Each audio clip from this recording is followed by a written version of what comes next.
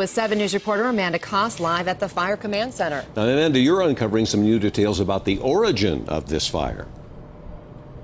And we're learning these new details from a resident who lives very close to where investigators believe this fire first ignited. Now, he lives near Falcon and Peregrine, and we spoke with Mark Sikorsky, his son Bob and his daughter Michelle. They were allowed back onto their property. Their home is still standing, surrounded by devastation. They lost their garage, they lost cars. Somehow their home made it. They were escorted back onto that property yesterday, and when they were there, the investigative team looking into the cause of this fire approached Mark and asked him for permission to set up their investigation command center right on his property.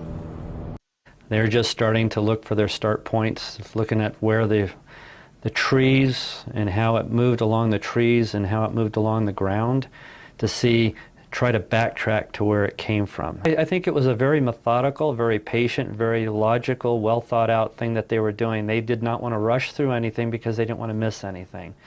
I think they were extremely diligent in what they were doing. They had enough people on the ground there investigating it, and they knew everybody else wants to know what happened and why it happened, but I don't think they were going to let anyone force them to make mistakes. I think our house may have been the second or third house that was actually attacked by the fire, and the first responders were able to get there and save the house. We lost some structures, we lost some vehicles, but they were actually talking to me on the phone while they were fighting the fire at my house as it came at them.